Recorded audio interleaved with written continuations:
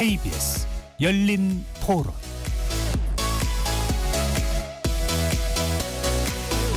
안녕하십니까. KBS 열린 토론 배종찬입니다.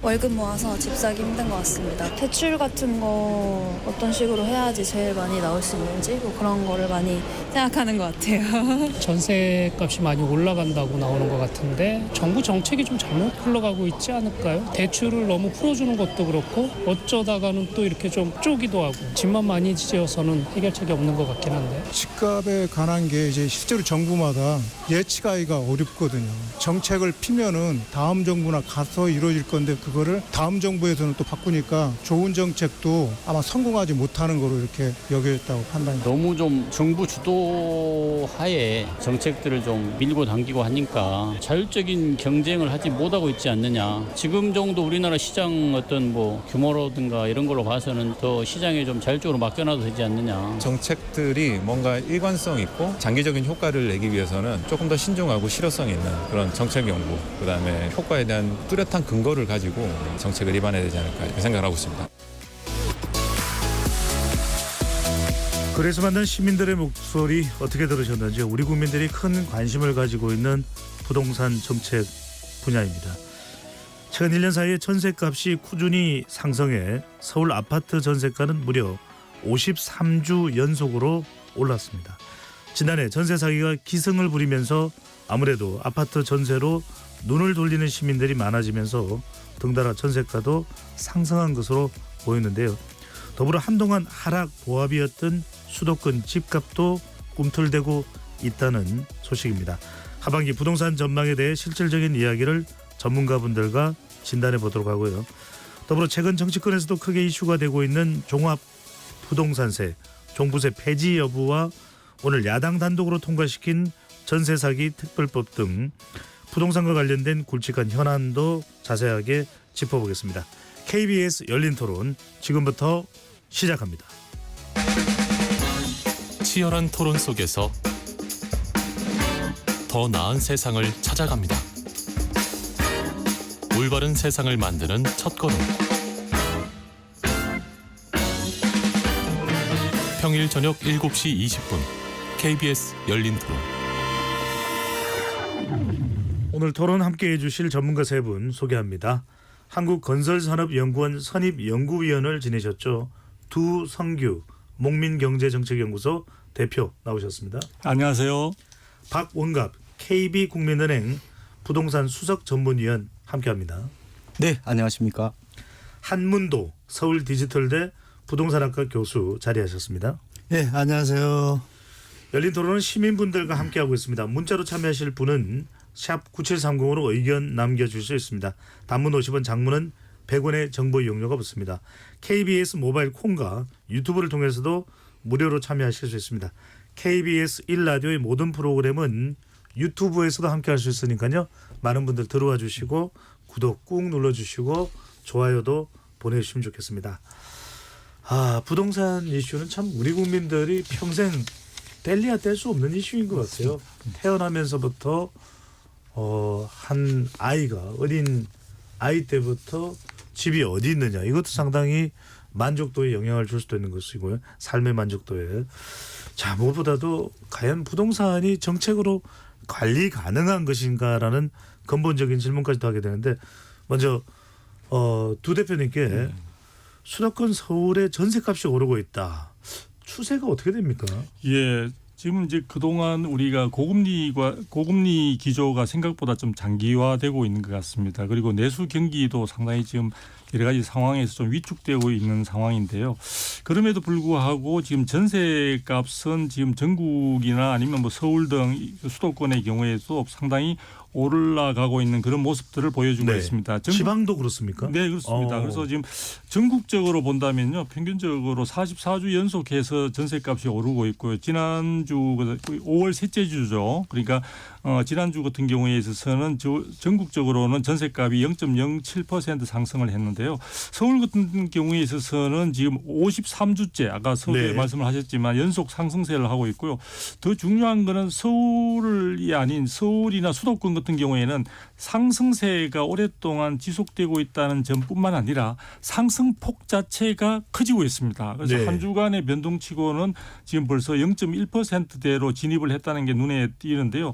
강북 같은 경우에 있어서는 지금 중부 지역의 특별한 사례이긴 합니다만 일주일 만에 전세 가격이 1억 4천만 원 상승한 그런 경우도 지금 등장을 하고 있습니다. 일주일 만에 1억 이상 네, 올랐다고요. 그래서 서울을 이야기하면 대부분의 청취자분들도 강남 지역을 많이 생각을 하실 건데요. 지금 강북 지역 같은 경우가 오히려 지금 전세 시장에 있어서는 서대문구, 동작구와 서초구는 지금 그쪽입니다만 성북구라든지 이런 쪽에 있어서 강북 쪽의 전세 시장의 움직임도 예사롭지가 않습니다. 그리고 그렇군요. 수도권의 인천이나 경기 지역도 지금 굉장히 상승폭 자체가 커지면서 전체적인 어떤 상승세 그 행진에 지금 참여하고 있는 상황이고요. 지방도 지금 19주 만에 예. 상승 전환을 했기 때문에 우리가 눈여겨 봐야 될 것 같습니다. 한 교수님, 이 전세값이 수도권이 아니라 전국적으로 오르고 있는 이유, 뭐 매물 소진, 매물 부족, 뭐 특히 수도권은 인구 유입이 더 많아진 이유, 뭐 이런 경우로 봐야 될까요? 그건 뭐 기본적인 요인이고요. 지금은 어떤 요인으로 보냐면 저 개인적으로 일단 매매 가격 상승세는 지금 미미한 수준이에요. 지금 뭐 상승으로 돌아섰지만 그거는 언제 또 변할지 모르고 아시겠지만 신생아론 때문에 또 효과도 있지 않습니까? 예. 그런 부분을 차지하면 작년에도 특례보험자율은 9월 정도에 끝났을 때 바로 또 조정 들어갔거든요. 그럼 그걸 생각하시면 만약 신생아론이 끝나는 시점 한 6월, 7월 정도에는 시장에 다시 조정받을 수 있는 걸 전제로 하고 네. 지금 일반적으로 시민들이 느끼는 게 매매 가격이 과연 계속 올 것인가에 대해서 만약에 다 어떤 대중들이나 시민들이 느낀다라면 지금 거래량이 많이 늘어야 되는데요. 거래량이 받쳐주지 않습니다. 지금 평균 거래량 6천 건인데 4천 건 넘었다고 지금 보도가 자꾸 나오잖아요. 1,000건에 비하면 올랐지만 평균 수준에 못 미쳐요. 이렇게 정책을 퍼주고 막 했는데도 여기다가 아시겠지만 작년 3월부터 유주택자까지 전세 대출을 풀어줬단 말이에요. 예. 상식적으로 유주택자를 왜 전세 대출해 줍니까? 정부에서. 집이 있는 사람인데 전세 대출을 풀어버렸잖아요. 풀어줬다. 정부가 네. 3월에. 그게 누적적으로 지금 오다 보니까 조금씩 이게 받쳐주는 겁니다. 시장을. 그 부분도 좀 일맥 어떤 뭐 영향이 분명히 있다고 보고요. 그리고 이제 수요자 입장에서 지금 집을 살 타임이라고 생각했다라면 전세보다는 매매로 많이 가겠죠. 네. 그 부분에 말씀드린 대로 거래량이 안 맞춰준다는 거는 항상 하락기라고 느낄 때에는 전세 가격이 상승하지 않습니까? 그리고 그 갭이 어느 정도 가까워졌을 때는 시장이 움직일 수 있지만 지금 갭이 커요. 그래서 이게 전세가가 매매가로 상승한다는 건 언론에서 자꾸 부추기는 것이지 예. 실제 갭은 서울 같은 경우에 갭투기 시절에 70% 수준이었거든요. 전세가와 매매가가 최소 지금 55% 수준이에요. 그 갭이 있기 때문에 언론의 어떤 일방적인 그 표현을 100% 믿지 마시고 예. 그 갭이 있다. 다만 다들 매매보다는 전세로 있는 게 안전하다고 생각하니까 전세 수요가 느니까 조금 늘 수 있다. 더 중요한 점은 가을부터 겨울에 강동구에 15,000세대 들어오잖아요. 예. 서울 전세나는 약간 조정도 받을 것이고. 둔천동인가요? 그러니까요. 네. 15,000세대는 엄청난 물량입니다. 그리고 내년에는 또 동대문구에 8,000세대만 들어요. 그러니까 내년 서울 입주 물량이 6만 호가 넘거든요. 그런 걸 생각하시면 잠시 이 현상은 이어지겠지만 계속될 수 없다라고 저는 예측하고 있습니다. 그러면 박은겁 위원님 계속되는 건 아니다 그러면은 정부는 어떤 대책을 세워야 됩니까? 지금은 굉장히 전세값이 올라가고 있다는 것인데 그럼 언제까지 올라갈지 그 이후에 계속 올라가는 것은 아니다. 그럼 정부의 대책은 어떻게 해야 되는 것입니까? 사실상 지금 그 전세 시장은 매매 시장과는 좀 다른 점이 있습니다. 예. 그러니까 주로 투기적 수요 이런 게 없죠. 그러니까 오로지 지금 당장 쓰려는 어떤 실수요 시장이라고 본다면은 공급 물량을 결국은 늘리는 게 필요한 것 같아요. 지금 뭐 전세 공급 물량요? 아니 아파트 전체 아파트 전체요. 공급 물량요. 네. 뭐 다세대도 뭐 좋고 다가구도 뭐 다 좋습니다. 사실상 지금 PF 부실 문제 때문에 거의 뭐 스톱돼 있는 곳들이 많잖아요. 여러 불확실성 뭐 이런 것 때문에 지금 주택 투자를 잘 하지 않으려는 어떤 그런 측면이 있지 않습니까? 이거 살얼음판이다 보니까 네. 어느 누구도 이제 뭐 고금리지 이러니까 금리 부담이 많고 또 PF 문제도 이제 어떻게 보면 정리가 안 됐잖아요. 이런 상황에서 이런 불확실성 때문에 이제 적극적으로 나서지 않고 있는데 결국은 전세 시장은 저는 중공 물량이 좀 민감하게 반응하는 특성이 있다고 봐요. 그러면 할 수 있는 것은 좀 어떻게 보면 전공법으로 나가는 거죠. 결국은 지금 어떻게 구조조정이라든지 아니면 이런 시장의 불확실성 빨리 제거를 해서 주택 투자를 좀 더 유도할 수 있는 그런 어떤 좀 속도를 내는 어떤 그런 방법이 좀 필요하지 않을까 이렇게 알겠습니다. 보고 있습니다. 공급 물량을 늘리면은 공급 물량을 또 늘릴 수 있도록 하는 제도를 통해서 이 전세난까지도 해소할 수 있는 것 아니냐라는 말씀 주셨는데 두 대표께는 이것 좀 여쭤봐야 될 것 같습니다. 정부는 이런 이야기를 합니다. 전세값 상승, 전세값 대란이 전세 대란이라고도 하는데 이걸 막기 위해서 지난 2020년 문재인 정부 때 도입된 임대차 2법에 대한 원상복구를 언급했습니다. 네. 자, 임대차 2법이 뭔지 그리고 임대차 2법의 원상복구를 하는 것이 지금 전세 대란, 전세값 상승에는 어떤 영향을 준다는 의미일까요? 그러니까 지금 전세 시장에 최근에 이제 가격이 오르는 것을 우리가 보게 되면 이제 두 가지 정도로 볼 수 있는데요. 먼저 하나가 지금 조금 전에 이야기 나온 대로 수요보다 지금 공급이 상당히 많이 부족합니다. 그래서 지금 그는 이제 전세 지금 수급 지수를 보더라도 지금 100을 넘어서서 매물이 굉장히 부족한 상황인데 그 매물 자체가 두 가지가 있을 수 있는데요. 그렇게 신축을 하게 되면은 그것들이 이제 전세 물량으로 쏟아져 나오는 경우가 있고요. 아니면은 기존 주택들이 임대차 기간이 만기되거나 하면은 시장에 이제 새로운 물량으로서 나와줘야 되는데 지금 말씀하시는 그 임대차 보호법이 2020년도 7월달에 개정이 됐는데 그 부분이 시장에 나올 수 있는 기존의 어떤 주택들의 임대차 물량, 임대 물량 자체를 갖다가 굉장히 제약하거나 한쪽으로 쏠리게 만드는 그런 쪽의 부작용을 많이 초래하고 있다고 보여집니다. 그래서 그때 임대차 2법이라고 하는 것은 뭐냐면 이제 계약갱신 청구권과 전월세 상한제 이 부분인데요. 계약갱신 청구권은 이전에 이제 2020년도 7월달 개정되기 이전에는 임대차 기간을 법적으로 2년간을 보장을 해줬습니다. 그런데 이제 추가로 그때 법이 개정되면서 플러스 2년, 그러니까 2+2가 되는 거죠. 늘어난 거네요. 그렇죠. 4년 동안 사실은 한 사람이 한 곳에서 한 주택에 계속 전세를 있을 수 있는 그런 상황이 되어버렸고요.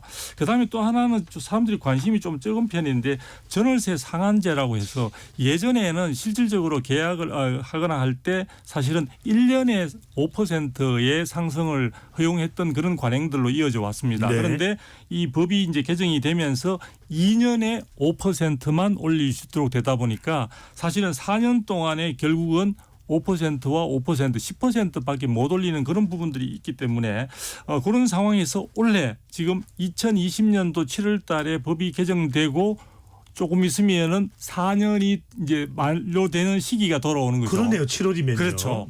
그 시점에서 지금 기존에 임대로 있는 세입자분들이 이제는 집주인들이 그런 제한으로부터 풀려나는 상황이 되다 보니까 그런 부분들이 아마 집주인들이 기존에 못 올렸던 부분을 한꺼번에 올릴 뿐만 아니라 앞으로 올릴까지 다 합쳐서 하게 된다면은 전세 시장은 더욱더 가격 폭등 등의 어떤 교란 상황이 초래될 가능성이 많습니다. 네.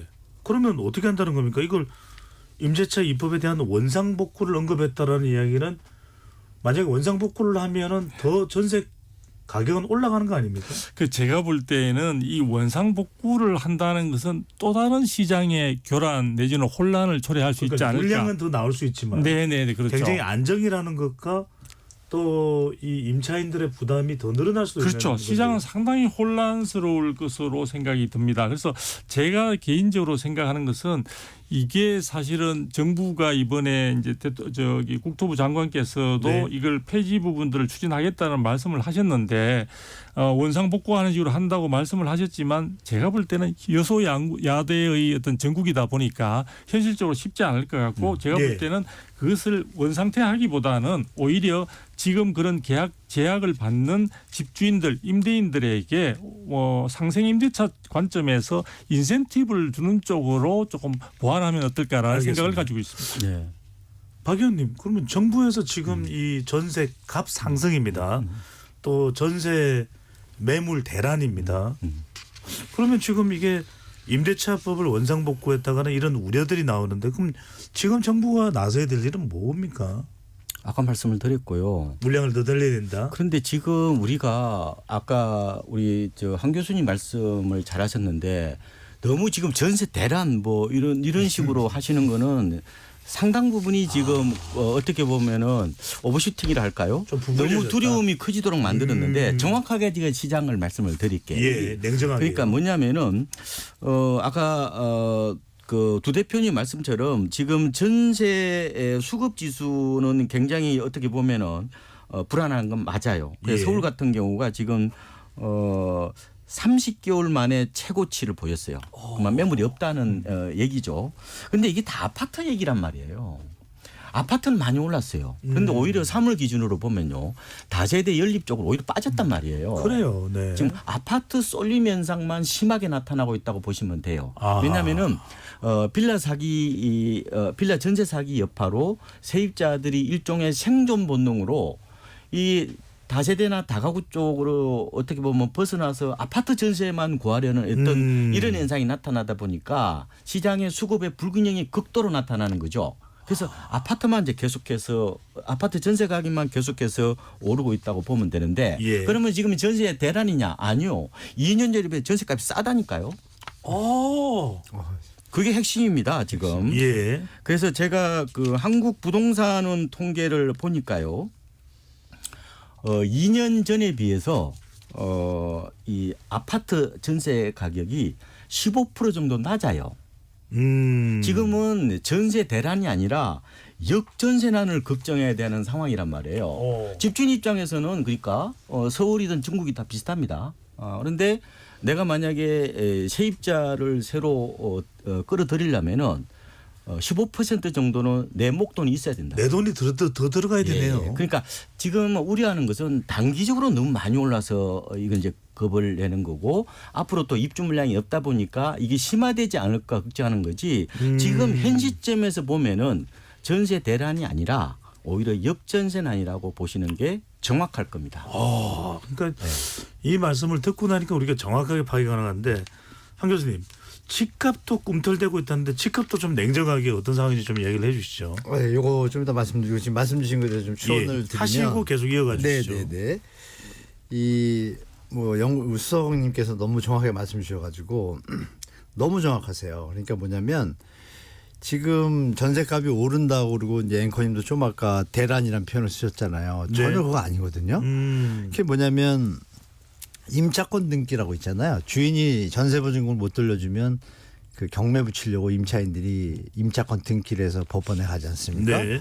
그러면 전세 가격이 올랐으면 임차권 등기를 하는 사람이 적어지겠죠. 왜냐하면 전세가 만약에 1억인데 전세 가격이 올라서 1억 2천이 됐어요. 됐으면은 보증금을 못 돌려줄 이유가 없잖아요. 그렇네요. 근데 임차권 등기가 그러면 줄어야죠. 예. 근데 지금 상황을 말씀 올리면 2020년, 21년에 서울의 임차권 등기 건수가 보통 20건에서 한 200건 정도 됐어요. 평균이 계속 네. 오다가 작년 봄부터 움틀대기 시작해가지고요. 지금 상황을 말씀 올리면 작년 좀 주택가격 주춤할 때 있잖아요. 9월 이후에 그때 2,000건 찍었습니다. 와. 그리고 지금 줄질 않아요. 1,800, 1,600, 1,500 왔다 갔다 합니다. 근데 이것도 정부가 전세 보증금 반환 대출을 임대인한테 해줬잖아요. 예. 그나마 줄었는데도 1,600원대예요. 이게 연간입니까? 아, 월간에. 월간에요. 네네. 그러니까 연간으로 한 벌써 2만 건 넘은 거예요. 보증금을 못 돌려주는 게 지금 누적돼 가지고. 그러니까 수석님 말씀이 딱 맞잖아요. 역전세난을 걱정할 게 아니라 걱정되는 현장들이 많아요. 보도에 안 나오죠. 이게 요즘 언론의 좀 문제라고 봐요. 같이 조명을 해줘야죠. 어디는 역전세가 일어나고 있고 어디는 수요가 많아서 신축단지는 올라갈 수 있죠. 네. 평균 하니까 예전보다 그러니까 10억이었던 게 6억 7억이 됐다가 지금 7억 8억 이렇게 갈 수 있잖아요. 예. 그러면 10억이었던 사람은 지금 나가면 갭이 있으니까 나가면 돈을 더 돌려받아야 되는데 예. 지금 시세는 못 돌려주잖아요. 교수님 잠깐만요. 네. 하지만 아까 두 대표께서 말씀하신 것은 2년 전, 3년 전을 비교한 것이 아니라 44주, 53주니까 한 4년 전. 1년간을 말씀을 하신 겁니다. 그렇죠. 아, 네, 1년. 53주 연속이니까. 그러니까 이제 한 1년간으로 보면 오른 거는 또 분명하네요. 그거 맞죠. 네, 맞죠. 그 말씀을 드리는 올랐지만 거예요. 많이 네. 내린 상태에서 올랐다는 예. 얘기예요. 그러니까 그 전에 2년 전이나 4년 전에 있는 분이 나갈 땐 지금 돈을 더 돌려받아야 되는 입장인 거죠. 아직도 갭이. 예. 전세금으로만 보면 그런데 그렇죠. 당장 전세를 얻는 사람 입장에서는 10주 전이나 20주 전보다는 그렇죠. 1년 전보다는 좀 올라간 올랐죠. 건 분명하다. 맞습니다. 그 점을 지금 예. 말씀드리는 예, 겁니다. 그걸 말씀드리고 자, 그래서 집값을 말씀 주시고요. 네, 거기서 추가적으로 드릴 게 네. 원상복구 물어보셨잖아요. 임대차법이 원상복구 얘기가 나왔는데 정확하게 아실 게 박근혜 정부 전에 이명박 정부 때 유엔 인권위원회에서 대한민국의 임차 환경이 너무 열악하다 그래서 조사관이 나왔어요. 나왔고 보고서를 내고 법안들이 막 나왔었죠. 그때도 3+3부터 국힘도 나왔고 민주당도 나왔어요. 근데 그냥 묻어두고 넘어갔고 예. 또 박근혜 정부에서도 또 경고를 받았는데 또 묻어두고 넘어갔어요. 근데 법안은 계속 올라가요. 그러니까 유엔 인권에서 이거 뭐지 대한민국이 이렇게 잘 사는 나라가 임차 상황이 이렇게 열악한데 왜 안 고치지? 그래서 조사관이 17년도 나옵니다. 나와서 여러분들 아시겠지만 임대차 3법이 갑자기 막 통과된 것처럼 느끼잖아요. 저도 예. 그렇거든요. 거기서 이제 압박을 받은 거예요. 나와가지고 여기 서울에 와가지고 기자회견도 다 하고 갔어요. 그래서 쪽방 고시촌하고 이런 거 뭐 왜 화재 위험 이런 거 좀 다 얘기하는 중에 임차 갱신권도 얘기한 거예요. 그래서 이게 부랴부랴된 측면도 있습니다. 국가 위신 때문에. 왜 이번에 안 하면은 인권위원회에서 유엔에서 발표하겠다 뭐 이런 얘기가 예. 있을 수도 있겠죠. 그런 내막이 있기 때문에 우리가 객관적으로 선진국 입장에서 현재 이걸 원상복구한다는 발언은 망발입니다. 사실. 네. 쑥스러운 얘기죠. 제가 여쭤본 것은 그 얘기 드리고 원상복구가 네. 전세 값에 미치는 그 영향을 제가 여쭤봤습니다. 그러니까 네네. 그러니까 원상복구 자체가 말해서는 안 된다는 거죠. 예. 국가의 정부 입장에서 그거 말씀드리고 집값의 영향은 원상복구가 가정법을 쓰셨으니까 만약에 원상복구가 된다 그러면 두성규 소장님 말씀하고 똑같아요. 네. 혼란이 더 가중되죠. 당연히. 아니 3.3도 아니고 2도 아니고 다시 2년제로 간다? 그럼 지금 그걸 감안해가지고 지금 요번에 지금 전세값이 막 오르고 있잖아요. 예. 그걸 다시 2로 바꿔 더 혼란스럽죠.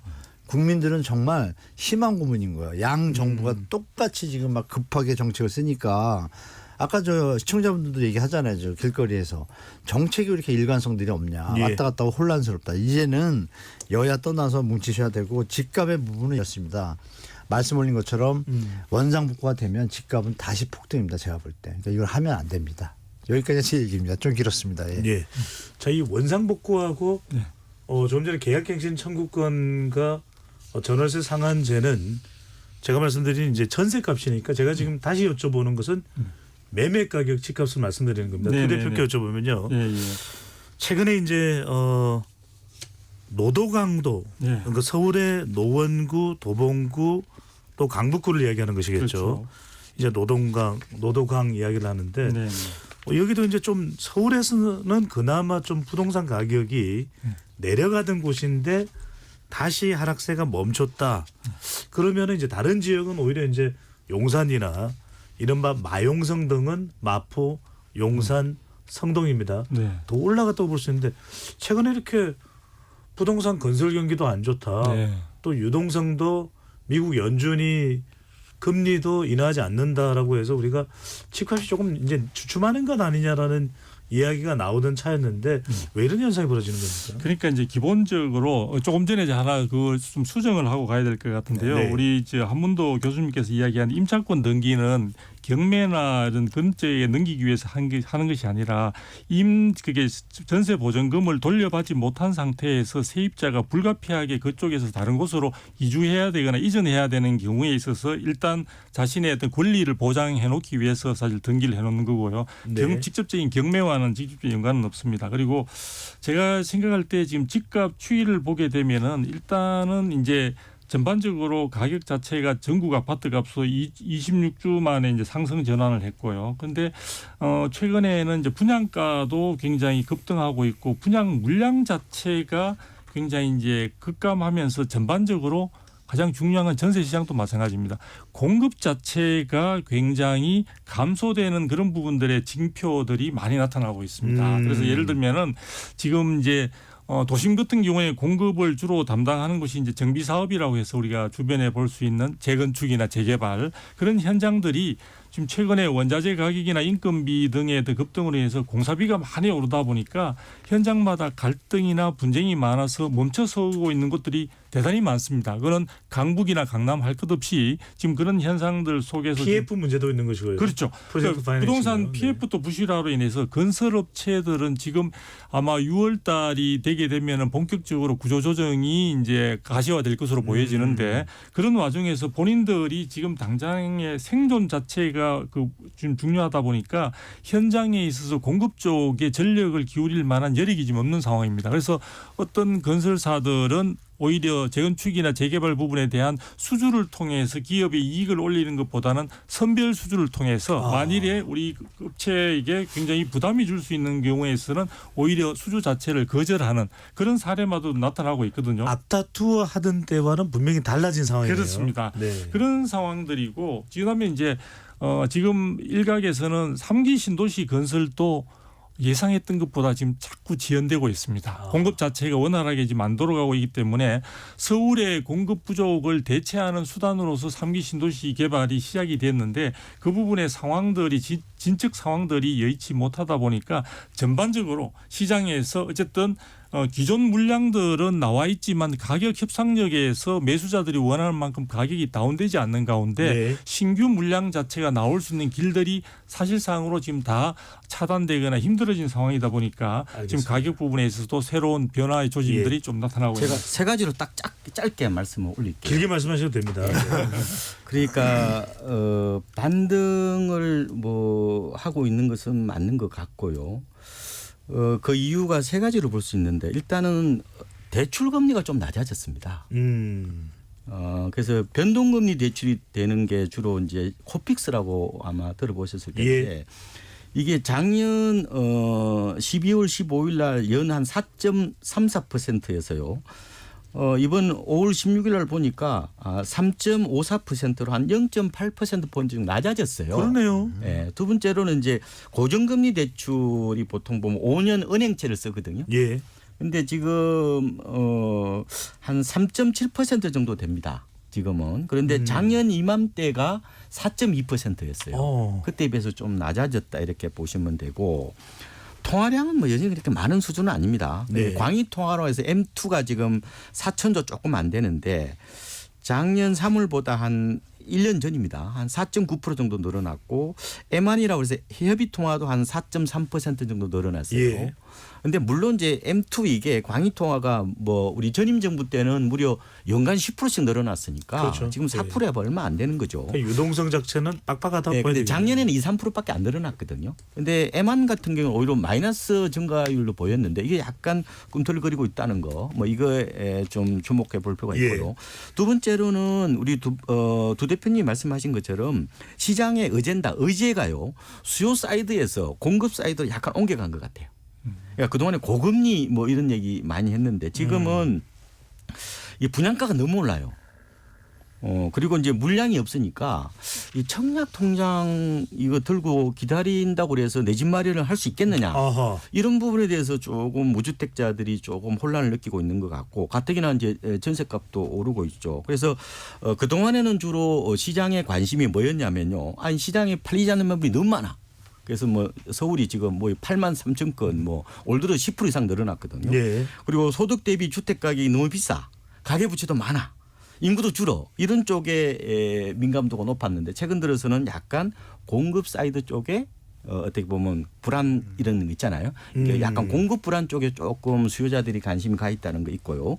그리고 그러다 보니까 지금 CSI라고 그래서 이 심리지수 있잖아요. 예. 한국은행에서 주택 가격 전망 CSI로 공표합니다. 이게 그 5월이 101입니다.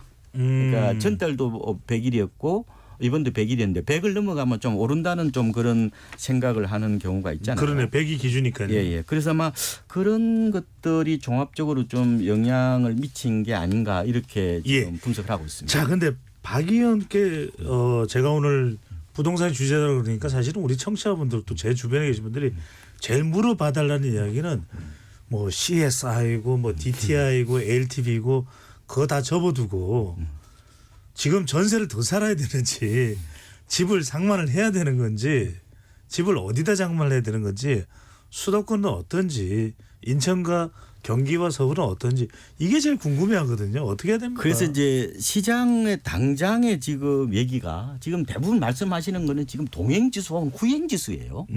통계는 항상 늦죠. 그래서 조금 빨리 내다볼 수 있는 게 이제 실거래가 잠정지수라고 별도로 뜹니다. 이 4월 현재 나와 있는데요. 서울이 지금 0.38, 수도권은 0.1 정도 돼요.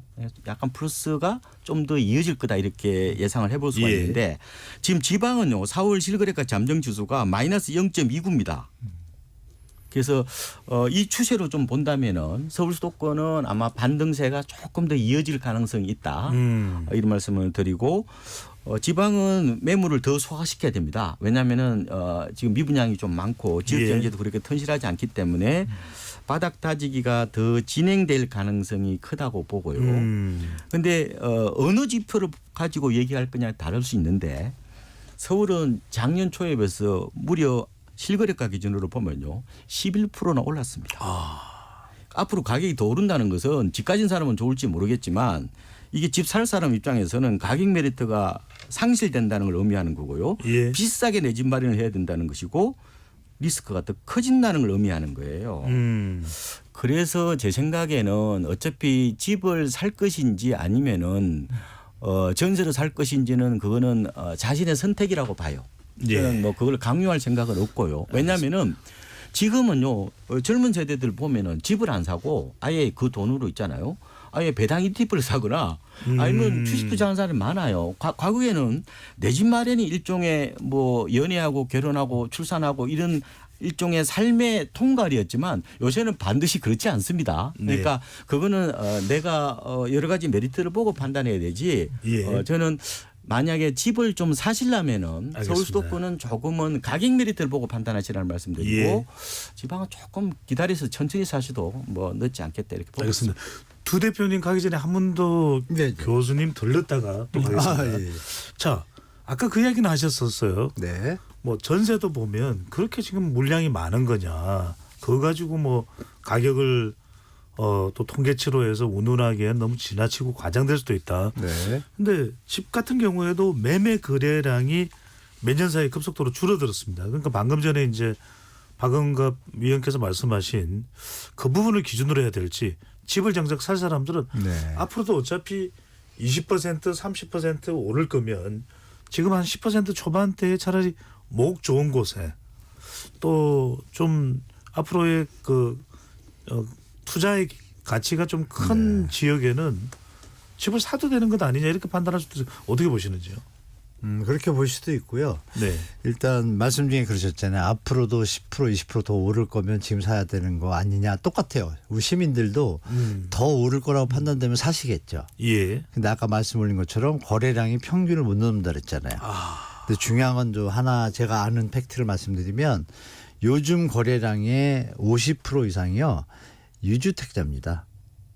이거 되게 중요한 팩트인데요. 잠깐만요. 있는 사람이 집을 또 사네요. 네. 있던 집을 팔고 갈아타기 하시는 분이 지금 되게 많아요. 이 부분이 제가 지금 현장에서 대출 영업하는 부서 분양팀이 아니죠. 대출 영업하는 팀들이 있어요. 크게 뭐 몇십 명 데리고 하시는 그분들하고 계속 제가 소통을 하거든요. 패턴을. 전세 대출은 지금도 70에서 80% 계약하는 분들이 다 대출 받으시고 유주택자분들이 많은 거예요. 그래서 요즘 강남에 거래가 좀 많이 늘어났어요. 근데 아직 지표는 안 나왔는데요. 최근에. 그 강남에 거래가 늘어나는 이유는 지금 약 올라가잖아요. 올라가니까 기존에 뭐 강북이라든지 다른 지역에 있거나 지방에 있는 분들이 요즘 지방 외지인도 좀 늘었잖아요. 지금 자기 집 올라간 걸 빨리 팔고 최대한 빨리 올려는 거예요. 강남 3구 쪽으로. 이 물량이 좀 늘어났고 드리고 싶은 말씀이 이거죠. 우리 수석님이 말씀하셨지만 일반 중산층에서 실수요자들 입장에서는 버거운 가격인 거예요. 젊은 분들도 마찬가지고. 그럼에도 불구하고 공포스러운 심리를 언론들이 계속 좀 일방적으로 던지니까 아까 뭐 0.07 올랐잖아요. 10억이면 70만 원 오른 거예요. 이거를 계속 매주 내니까 전 세계에서 매주 공격적으로 이렇게 내는 데가 어디 있나. 우리나라밖에 없어요. 이게 만약에 없다라고 가정을 하면 한 달 뒤에 통계가 나온다 그러면 사람들이 어떤 평정심을 찾겠죠. 이런 부분도 또 일조합니다. 그래서 제가 드릴 말씀은 평균 거래량보다 못 미치는데 다들 기존 주택자들이 많이 들어왔다. 얘기는 뭐냐면 기존 주택자들은 이미 차익을 한번 봤잖아요. 예. 주로 2번 본 분들이 요새 강남을 들어온 것 같아요. 그러니까 이미 차익 실현이 많이 됐으니까 조금 강남이 오르는 것 같아서 따라가면 나는 이미 여기서 수익이 좀 확보됐었고 장기적으로 볼 때 올라갈 거 아니에요. 그러니까 장기전으로 들어오시는 거예요. 그래서 지금 상황이 실수요자들이 들어오기엔 버거운 정확하게 맞고 예전에 차익을 보신 분들이 많이 지금 시장에 들어오고 있다. 그럼에도 불구하고 거래량은 평균 미치다. 이렇게 저는 시장 상황을 말씀드릴게요. 그러면 앞이 보이실 거예요. 언제 살지가.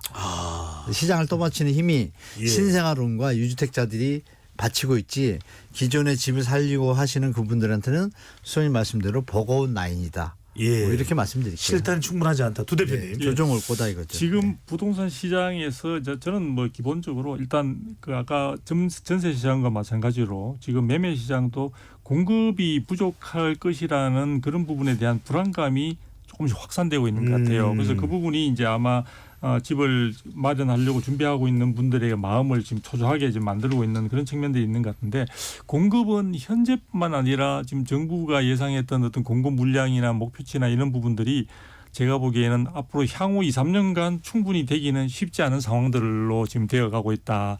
그래서 그런 부분들이 전반적으로 대기 매수자나 이런 분들이 굉장히 이제 불안한 가운데 있는데요. 그런데 그럼에도 불구하고 지금 최근에 어떤 집값 자체가 분명한 상승세로 보이지 않고 이제 겨우 어떤 보합의 강보합 정도에 올라와 있는 이런 부분들은 결국은 예상보다 길어지고 있는 고금리 기조. 이 부분이 굉장히 큰 그러니까 고금리라는 어떤 그 정책 기조가 아까 대출이라든지 이런 쪽에 서민들이 충분한 어떤 집 마련하기 위한 자금을 확보하는 데 있어서 상당히 큰 부담으로 작용할 수 있는데 그 부분이 여전히 실수요들을 중심으로 하는 어떤 주택 시장에서 매매 부분에 대한 굉장히 압박 요인으로 누르고 있는 것이 아닌가. 그래서 그런 부분들이 어떻게 해결될 것이냐에 따라서 향후에 주택 시장의 방향은 좀 정해질 거로 보여지고요. 그런데 이제 그렇게 하는데 많은 분들이 이제 청취자분들이 그렇게 생각하실 거예요. 그러면 언제 전체적으로 주택 가격이 오른다 내린다를 체감할 수 있느냐 이렇게 말씀을 하시는 분들이 궁금합니다. 예, 그런데 그런 다른 거 없습니다. 주변에 동네 공인중개업소에 상당히 문이 오픈되어 있고 거기에 방문객들이 상당히 많아진다. 이러면은 이 분위기가 굉장히 뜨는 겁니다. 그 부분을 좀 참고하시면 되고요. 그 다음에 개인들이 주말에 특히 토요일이나 일요일 혹은 공휴일에 굉장히 사람들이 놀러 가는 것이 아니라 동네 주변에서 특히 아파트촌을 중심으로 해서 굉장히 사람들이 오가는 사람들이 많다. 그게 특별한 뭐 상가가 있는 것도 아닌데 그러면은 대부분 이제 본격적인 레이스가 시작됐다. 저는 그렇게 보고 있습니다. 인간 지표입니다. 일종의 인간 지표라고. 네. 근데 이 인간 지표 하나 말씀 올리면 이 지표를 나타내는 게 매수 우위 지수예요. KB에서 발표하잖아요. KB입니다. 네네. KB 매수 우위 지수가요. 지금 32 찍었어요. 서울이. 중요한 거 아까 우리 수연연구원님 말씀하신 지방은 좀 열세라고 그랬잖아요. 지방은 대구 광주는 10 이하예요. 이게 무슨 수치냐면 100이면은 찾아오는 분이 100명, 파시는 분이 100명. 살려는 분이 이게 이제 매수 우위 지수인데 그럼 100 이하면은 살려는 사람이 적은 건데 그 수치가 서울은 이제 20에서 30밖에 못 올라왔어요. 아직도 약한 거죠. 그리고 지방에서 대구와 광주는 지금 10 이하예요. 심각하게 그러니까 낮네요. 이제 두 소장님이 말씀 주신 대로 이 수치가 앞으로 이어지면 상승세로 가겠지만 이 수치가 워낙 낮기 때문에 이어졌을 때 상승세의 힘은 예전보다는 약하다. 우리 막 연골 시절에는요 120, 160이에요. 그 수치가. 그러니까 너무 차이가 심하잖아요. 그거 좀 참고하시면 좋을 것 같아요. 방금 전에 지수의 명칭을 다시 한 번 더 말씀해 주시면. 매수 우위 지수. 매수 우위 지수 검색해 보면 나오는 거죠. 바로 나옵니다. KB에 제가 왔으니까요. 여기 계시구나. 죄송합니다. KBS는 아닙니다. 수급 지수도 보고 또 이 중개업소 현장에서 이분들이 이제 설문조사를 하는데 이게 이제 가격 전망 지수라고 있어요. 앞으로 가격이 어떻게 될 것 같습니까? 말씀하신 것처럼 지금 5월 기준으로 나와 있는데 전국은 93.3이에요. 100 이하입니다. 좀 뭐 크게 오르지 않는다고 보는 거고 수도권은 98.5예요. 여전히 100 이하죠. 그 서울이 100을 넘었어요. 102.1입니다. 이렇게 보시면 될 것 같고. 그렇다면 이제 전국적으로 볼 때는 서울이 좀 부담스러운 상황이네요. 가격이 조금은 뭐 오를 거로 보는 사람이 더 많다는 거다 이렇게 보시면 되는데 문제는 제가 좀 묻지마 매수 이 부분에 대해서 조금 제가 한 말씀 드리고 싶어요. 예. 과거에 비해서 지금 시장의 상승 사이클이 짧아졌단 말이에요. 우리가 서울 수도권 기준으로 보면은 저점이 2013년 1월이었거든요. 예. 그게 2021년 10월까지 무려 9년 랠리를 보였습니다. 이게 당군일의 가장 그 대상승 사이클이에요. 그러면 박 의원님 말씀은 2013년 이후에는 9년 동안이나 사실상 부동산 가격이 쭉쭉쭉쭉쭉쭉 올라갔다는 말씀이에요. 출렁출렁거리면서 올랐다고 보는 거죠. 큰 대세 상승인데 앞으로 저는 그렇게 오기는 좀 힘들 거라고 보는 겁니다. 왜냐하면 가계부채가 너무 많고요. 그리고 아까 한 교수님 말씀하신 것처럼 주택 가격이 소득에 비해 너무 비싸고요.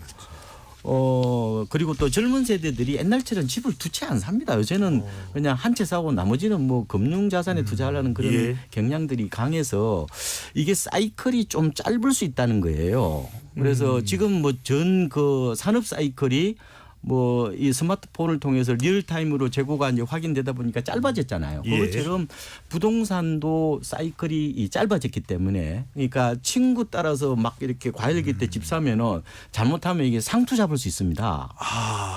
그래서 묻지마 매수는 굉장히 위험할 수가 있다. 끝물에 매매를 해서 예. 일종의 자산 타격을 받을 수도 있다는 말씀이시죠. 그래서 거래가 있잖아요. 어느 상승기 때 확 터지면은 주식이 흔히 말하면 이걸 보고 거래 상투라고 얘기를 하거든요. 예. 작년 8월에 서울 아파트 거래량이 가장 많았습니다. 실거래가 기준으로는 9월이 고점이었는데 단기 고점이라고 그러거든요. 실제로 현장에서는 8월이 고점이었습니다.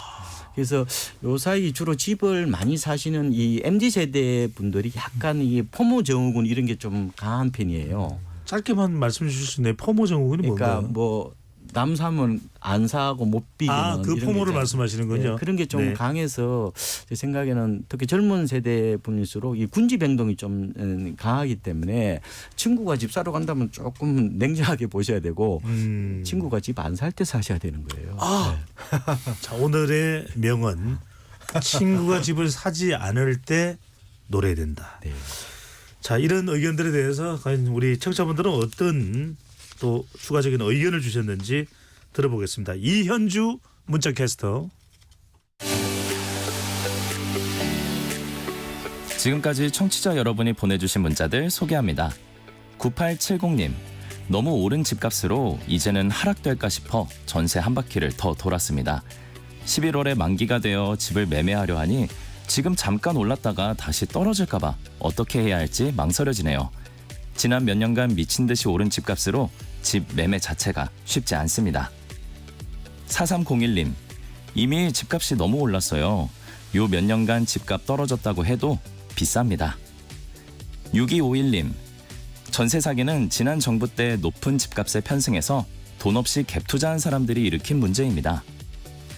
2739님, 지금은 다세대 다가구는 전세 보증금 대출이 안 나와서 전세 구할 수가 없어요. 문선영님, 정치권에서 정치적으로 부동산에 접근을 하여 개입하는 것보다 시장의 자율 경쟁이 맞는 것 같습니다. 생선구이를 먹으면님, 빌라나 다가구에서 아파트를 넘어가려고 해도 가격이 너무 올라 있습니다. 젊은 층이 아이 안 낳고 집 안 사는 이유가 있지 않을까요? KBS 열린 토론, 이 시간은 영상으로도 생중계하고 있습니다. 유튜브에 들어가셔서 KBS 1라디오 또는 KBS 열린 토론을 검색하시면 지금 바로 토론하는 모습 보실 수 있습니다. 방송을 듣고 계신 여러분이 시민 농객입니다. 계속해서 청취자 여러분의 날카로운 시선과 의견 보내주세요. 지금까지 문자캐스터 이현주였습니다.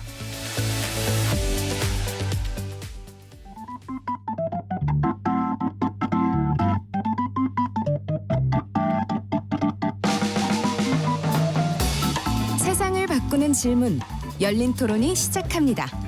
KBS 열린 토론은 언제나 열려 있습니다. 단문 50원, 장문 100원의 유료 문자 샵 9730 그리고 KBS 어플리케이션 콩으로 여러분의 의견을 남겨주세요. KBS 열린 토론 2부 이어가겠습니다. 스튜디오에 두성규 목민경제정책연구소 대표, 박원갑 KB국민은행 부동산 수석 전문위원, 한문도 서울디지털대 부동산학과 교수 세 분과 함께합니다. 2부에서는 정치권에 불고 있는 종부세, 종합부동산세 폐지 여부와 오늘 야당 단독으로 처리한 전세 사기 특별법 등에 대해서 짚어보겠습니다. 한 교수님, 예. 우리 청취자 의견 중에 2739님께서 지금은 다세대 다가구는 전세 보증금 대출이 안 나와서 전세 구할 수가 없어요라는 의견을 보내주신데 이거 어떻게 해야 될까요? 이 부분이 사실 지금 다세대에 계시다가 예. 지금 전세보증 대출 한도가 좀 저번에 사기 문제로 인해서 보증 한도를 다 줄였거든요. 줄이다 보니까 이 금액이 올라갔을 때 그 갭을 본인이 메꾸든지 주인이 낮춰줘야 되는데 예. 주인분들이 일부러 낮추기 쉽지 않잖아요. 그럼 만약에 빌라 1억짜리인데 한도를 적용하면은 지금 예전에는 1억 500까지 전세보증 한도가 되기 때문에 예. 보증보험이 가입이 됐어요. 근데 지금은 이제 9천 이렇게 좀 다운됐어요. 그러면 현재 살고 계시는 분이 풀로 들어가 있으면 이거는 보증보험을 못 들어요. 그럼 나올 수도 없고 지금 만기가 되기 전에 이거를 받고 싶은데 약간 딜레마예요. 세입자도 그렇고 이 주인이 소유주분도 마찬가지예요. 임대인이나 임차인이 지금 약간 정부가 그 전세 사기 문제로 인해 가지고 작년이었죠. 작년에 보증 한도를 다 줄였단 말이에요. 대출 한도 줄이고. 그러니까 중요한 건 뭐냐면 현재 살고 있는데 이거를 주인이 안 낮추고 또 세를 놨을 때 또 빌라 가격이 오른 동네라도 있을 거 아니에요. 예. 그러면 이건 보증 한도가 또 안 되는 거예요. 공시가 반영이 또 빨리 안 돼요. 아시는 것처럼. 그래서 정부가 빌라하고 다세대도 아파트처럼 기준 시세표를 뭐 작성하겠다 이랬잖아요. 예. 그게 아직 안 됐어요. 안 되다 보니까 현장에서 저렇게 이제 우리 임차인분처럼 좀 희망 고문 당하시는 분들이 지금 예. 현장에서 벌어지고 있습니다. 이 부분이 정부가 좀 신경 써주셔야 될 것 같아요. 예. 박은갑 의원 갔다가 투성교 대표적으로 갈 텐데 박 의원님 저는 어떻게 이해를 했냐면 아파트는 뭐 대출이 되는 모양인데 다세대 다가구는 아예 전세 대출이 그럼 거의 끊긴 건가 안 된 건가 이렇게 해석을 했는데 아니요, 그렇지는 그건 아니습니다. 예. 지금 그 비아파트라고 흔히 이제 표현해요. 네. 그 시장이 이제 전세 시장 측면에서 보면은 구조적 불황 가능성이 좀 있다고 봐요. 왜냐하면은 집주인은 결국은 지금 많은 전세를 보증금을 받았잖아요. 그런데 한도를 낮추니까 결국은 이제 전세금을 낮춰야 되는데 문제는 세입자는 뭐 보증을 못 받으면 안 들어가려고 그러고 또 일부는 아예 그러면 그것도 싫다. 난 아예 월세로 들어가겠다 이런 생각을 가져요. 그러니까 집주인은 어떻게 보면 전세금을 많이 받아야 되는데 세입자는 아예 월세로 들어와 버리는 그런 수요도 많으니 이 수급의 불일치가 나타났다는 거예요. 그러다 보니까 지금 가격도 떨어지고 매매 가격 떨어지고 전세 가격도 이렇게 떨어지는 어떤 더 열악해지는 상황이네요. 그런데 이 문제를 어떻게 보면 저는 이렇게도 봅니다. 이게 이제 정보의 비대칭성이라고도 하기도 하고 세입자 입장에서는 보면 역의 선택 가능성이 있다는 거예요. 좀 쉽게 설명해 주시면요. 그러니까 이제 불리한 선택을 할 수 있다는 거죠. 지금 다가구 주택 같은 데 가보면은 세입자가 많으면은 뭐 19명, 20명입니다. 예. 뭐 보통 다가구 주택 가면 5명, 6명이잖아요. 한 건물에 말씀하시는 거죠. 그런데 네. 문제는 세입자 입장에서는 전세 계약을 하기 전에는 내가 들어오기 전에 누가 세입자로 들어앉았는지 알 수가 없어요.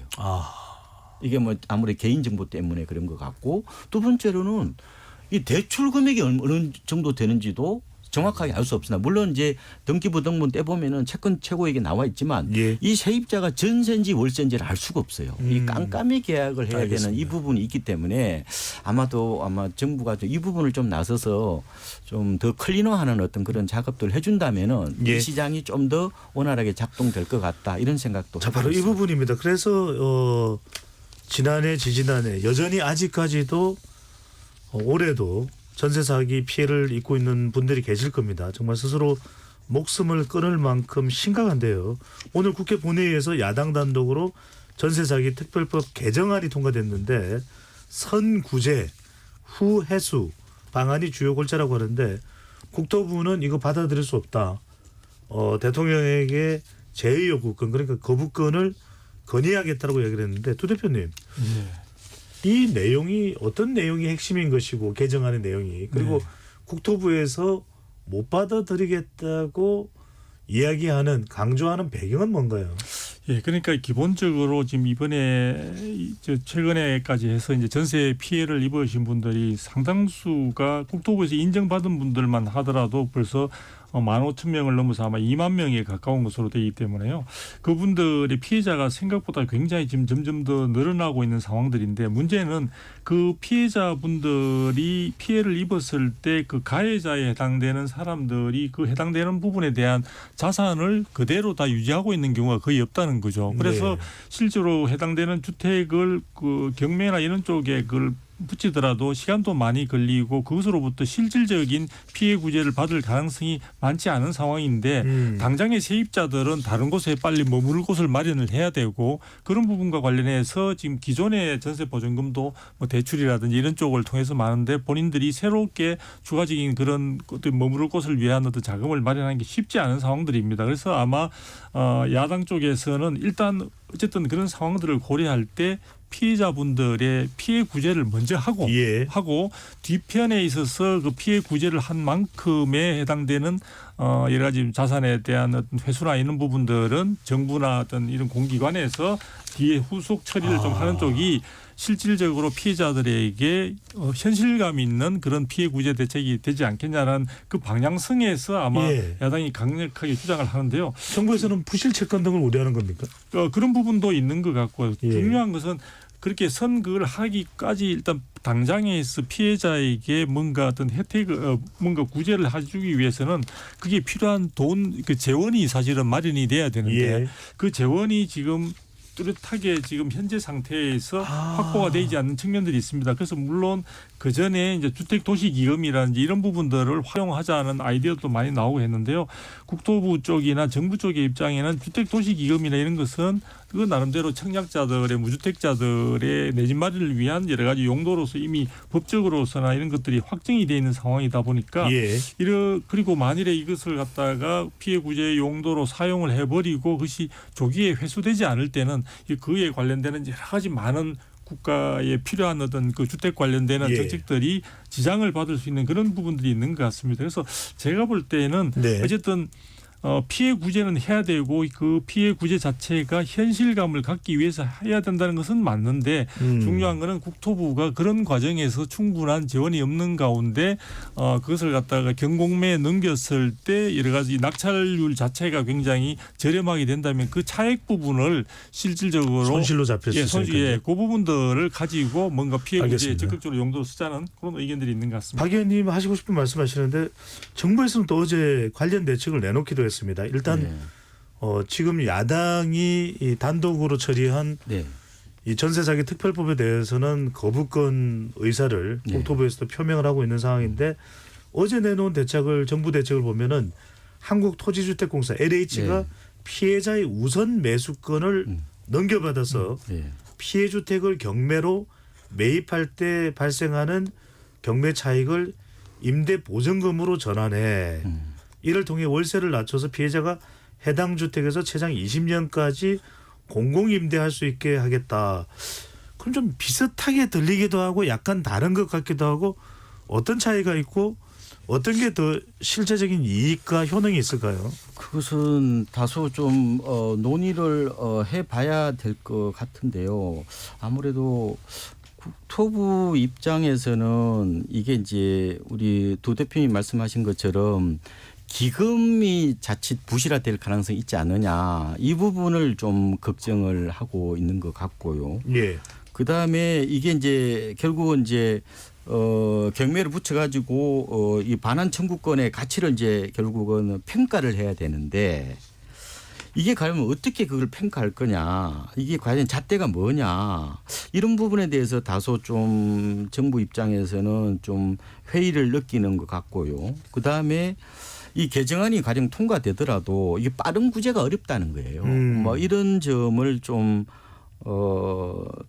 신경을 좀 쓰는 것 같은데 어쨌든 이 문제는 어쨌든 좀 냉철하게 봐야 될 것 같습니다. 그러니까 이게 세입자들이 가슴 아픈 사연은 충분히 공감하고 이게 개인의 문제가 아니잖아요. 이게 집단화되어 있다면 이게 사회 문제이긴 한데 이걸 어떻게 그러면은 국민적인 어떤 그런 공감대와 상식 수준에서 이걸 처리할 수 있을 거냐 이게 저는 관건이 아닌가 이런 생각도 좀 해보고 있습니다. 한문호 교수님은 어떻게 보신 거예요? 왜냐하면 그래도 민생 관련해서는 전세 사기 특별법 정말 필요하다는 그런 이야기를 정치권뿐만 아니라 여야 네. 안팎에서도 또 국민들로부터 나오는 목소리로도 계속 제기가 되어 왔던 겁니다. 그런데 정작 통과되고 나니까 물론 야당 단독 강행 처리긴 합니다만 이게 좀 비거덕되는 모습입니다. 어떻게 보완이 돼야 될까요? 보완할 길이 현재는 없습니다. 왜냐하면 정말 좀 죄송한 얘기지만 진짜 우리 청취자분들한테 여당 야당 할 거 없이 정치인들이 정치질을 하고 있는 것 같아요. 왜냐하면 제가 이렇게 말씀드릴게요. 개정안이 통과됐어요. 그럼 우리가 일반적으로 생각할 때 그러면 뭔가 대책이 나왔구나라고 판단했는데 예. 바로 국토부와 이쪽에서 못하겠다고 하잖아요.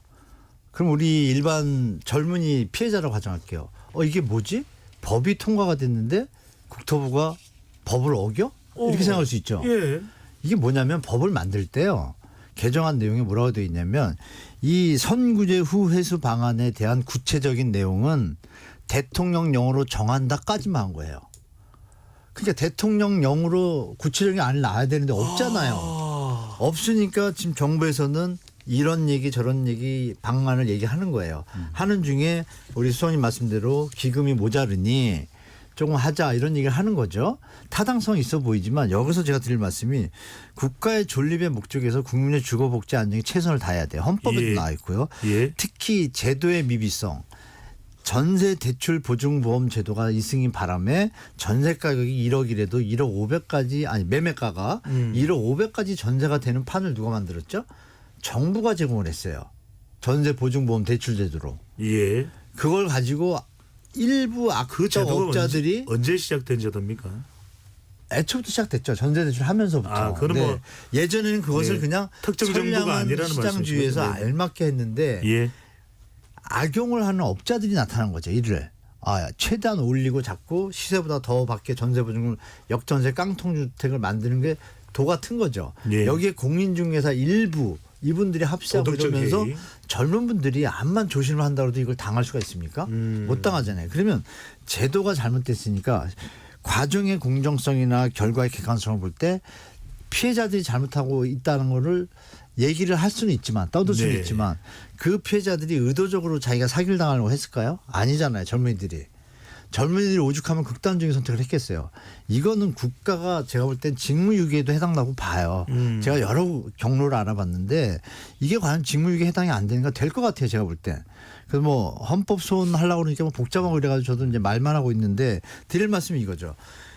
민주당이 이런 진정성이 있었다면 구체적인 방안을 법에 박던지. 네.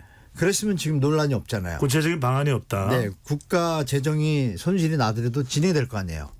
그러면 그거에 대해서 또 비판이 있고 여론이 있고 수정이 되겠죠. 그게 없어요. 그러면 이제 시행령을 해야 되는 정부 입장에서는 당연히 돈을 아껴 써야 되고 세수도 요즘 부족한데 예. 피해자의 입장은 알지만 이건 뭐 5억 7억짜리도 다 있거든요. 이거를 무분별하게 할 수도 없고 이런 어떤 곤란한 상황이 발생하잖아요. 예. 그러면은 여야가 합의해서 통과되는 게 제일 좋았었고 이미 건너갔잖아요. 그럼 드릴 말씀이 이거죠. 지금 여야가 다시 한번 모여서 구체적인 안까지 만들기를 저는 부탁드릴게요. 네, 그게 답입니다. 네. 두 대표님 의견은 어떻습니까? 저는 이제 뭐 여러 가지 얘기인데 핵심적인 것은 결국은 피해자들에게 도움을 줄 수 있는 충분한 재원을 어떻게 확보할 것인가 하는 그런 예. 부분이 있는데요. 그게 현재 상태에서 그 책임을 정부에다 미루는 것도 그렇고 그렇다고 해서 야당의 어떤 안 자체가 피해 구제의 그 긍정적인 방향인 점은 또 부인할 수가 없는 그런 차원들이 예. 있습니다. 그래서 제가 생각할 때는 국회에서 충분히 여소야대 전국이긴 하지만 여야가 이 부분에 대해서 결국은 피해 구제에 나서야 된다는 점에서는 공감을 하고 있으니까 이 부분들에 대한 어떤 충분한 그 공론화 과정을 거쳐서 별도의 저는 그 법률로서 피해 구제 기금을 만드는 기금법을 하나 만드는 것 법률을 제정하는 것이 바람직하지 않을까. 그렇게 함으로써 이 사안에 대해서 전 국가적인 관심과 이를 가지고 또 이런 것들이 반복되지 않도록 예. 충분한 이번에만 사용될 것이 아니라 기금을 만들어 놓고 추후에 이에 유사하거나 이런 데 대응할 수 있는 그런 부분들의 의견을 모으는 것이 바람직하지 이 책임 자체를 공방을 두고 자꾸 하게 되면은 아마도 예. 많은 시간들을 낭비할 가능성이 크다. 너무 좋은 말씀이에요. 실질적인 생산적인 맞아요. 안을 내놓는 것이 먼저다. 여야 간에 싸울 게 아니라 박 의원님. 예. 전세 사기 관련해서 이야기할 때 많은 분들 참 구체적인 부동산 관련 제도 내용 잘 모릅니다. 그런데 이제 사람에 속는다 이런 얘기를 하는데 공인중개사인 줄 알았더니 사실은 공인중개사가 아니라 보조인이다. 네. 보조인이 무엇인 것이고 보조인과 계약을 하게 될 때 어떤 문제가 발생할 수 있어서 무엇을 조심해야 하는지요? 그렇죠. 보통 중개업소 가시면은 이게 이제 공인중개사인지 그냥 보조원인지 아마 헷갈릴 겁니다. 원래 이게 패를 이렇게 다는 게 이렇게 좋은데 문제는 이제 그 보조인인 경우에도 이게 마치 이제 중개사인 것처럼 그렇게 행동을 하는 분들이 이제 많은 건데 그래서 지난해 이제 10월에 이걸 이제 법을 바꿨어요. 네. 그래서 이제 이 중개 보조원은 자신의 신분을 좀 알려야 되고 그런데 이제 그렇게 이제 문제는 아까 말씀드린 것처럼 자꾸 이제 공인중개사 행세를 하는 분들이 좀 공인중개사 자격증이 없고 업무를 도와주시는 보조인들이죠. 그렇죠. 실제로 지금 보조원들은 부동산을 설명을 못하도록 돼 있고요. 단순 안내 정도만 가능한 거로 알고 있습니다. 그러니까 이제 만약에 이제 세입자분이 이제 전세나 이제 월세로 구하러 가실 때는 먼저 여쭤보면 되잖아요. 네. 공인중개사이십니까? 라고 자격증을 좀 보여달라. 그렇게 한번 여쭤보시면 될 것 같고. 예. 그다음에 이제 조금 더 이거를 좀 어떻게 보면 이제 리스크를 줄이려면은 평판 조회라고 저는 얘기를 하는데 오랫동안 있잖아요. 그쪽에서 이제 공인중개사로 활동하신 분 이런 분들을 통해서 거래하시는 게 조금 안전하고요. 그리고 이제 요새는 워낙 이게 어떻게 보면 사기가 많다 보니까 예. 이게 이제 돌다리를 두드려서 걷는 것처럼 이제 꼼꼼해야 되는데 저는 이걸 좀 말씀드리고요. 첫 번째 가급적 있잖아요. 그 대리인을 통해서 그 거래하시는 거는 조금은 자제하시는 게 좋을 것 같습니다. 그리고 직접 대리인이라 하면 다른 누군가가 대신해 주는 주인은 거라서. 이제 말하자면은 그 부모인데 뭐 가령 뭐 그 부친이 오신다든지 아니면은 뭐 그렇잖아요. 아들이 온다든지 이런 경우가 있잖아요. 뭐 이런 경우보다는 직접 건물 있잖아요. 등기부 등본상에 주인하고 거래를 하는 게 가장 중요하고요. 이게 참 명의자라고 할 수 중요한 있는데. 말씀이에요. 그냥 네. 뭐 가령 아이고 좀 아프셔가지고는 못 왔는데 제가 뭐 똑같습니다. 대행하겠습니다. 이걸 믿어서는 안 될 일이네요. 굳이 만약에 그 대리인하고 계약을 하더라도요. 그 진짜 집주인이 있잖아요. 네. 등기부 등본상에 집주인하고 직접 통화하셔야 돼요. 그 사람하고 직접 통화를 하고 통화도 하고 무슨 그다음에 가족관계 증명서, 혼인관계 예, 그런 건 증명서. 기본이고요. 그다음에 그 이제 계약금을 이제 보낼 거 아닙니까? 네. 그러면은 진짜 그 중개업소 사장이나 아니면 그 뭐 다른 그 대리인 앞으로 보내지 말고요. 네. 진짜 집주인의 계좌로 입금이 돼야 됩니다. 예. 그래서 문제가 터지더라도 나중에 돌려받을 수 있거든요. 뭐 그런 거를 좀 조심하시면 되고 요새는 뭐 네. 주민등록도 위조를 하고 뭐 등기부 등본도 위조를 하고 심지어 은행 통장까지도 이렇게 위조하는 경우가 있기 때문에 딥페이크까지 나오니까요. 예, 네. 그래서 아마 계약을 하더라도 너무 싸다. 그런 거는 좀 조심하시고 항상 좀 합리적인 의심 이런 걸 좀 가져볼 필요가 있습니다.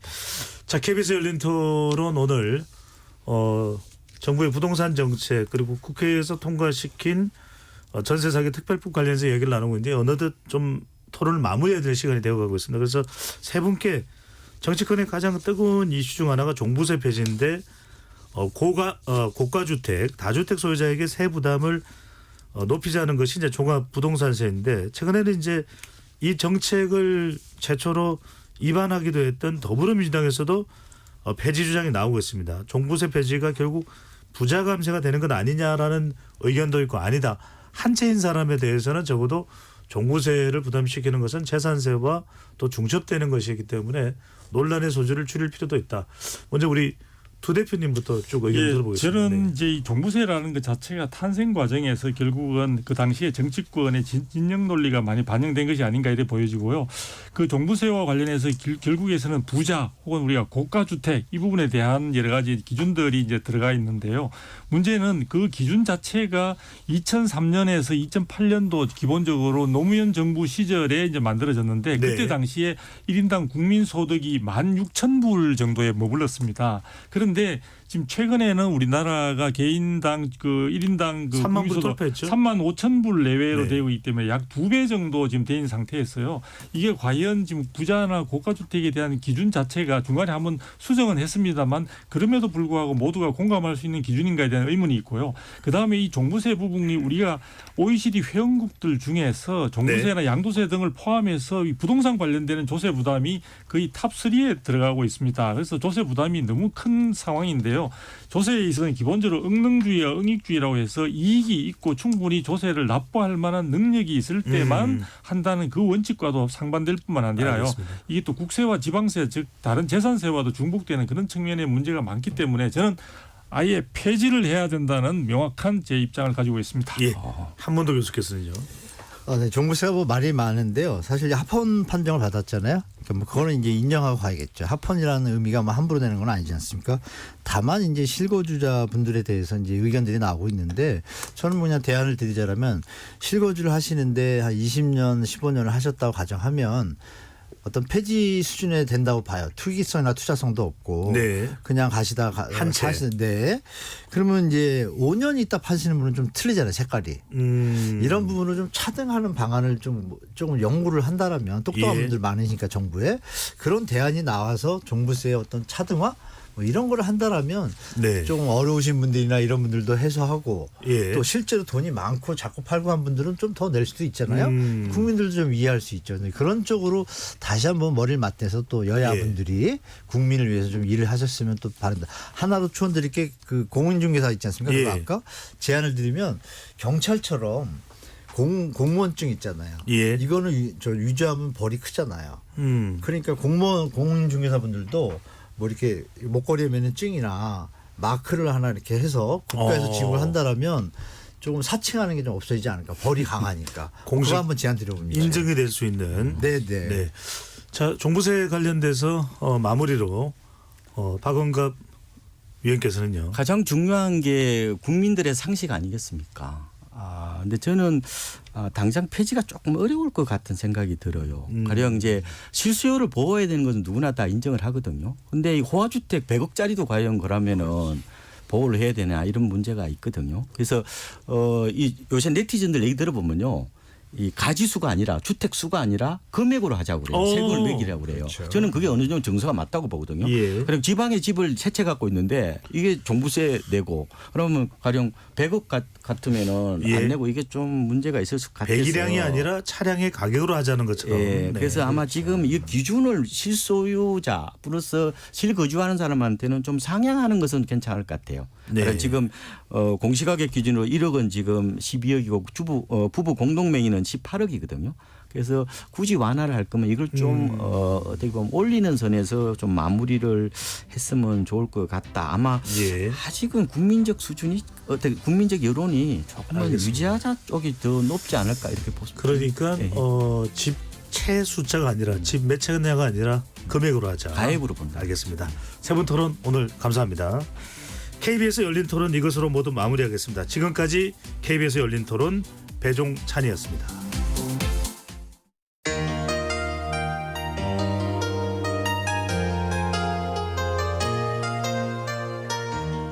아픈 사람을 만나면 의사가 되고 위험에 빠진 사람을 만나면 구조대가 됩니다. 다문화 가족에게는 친구가 되고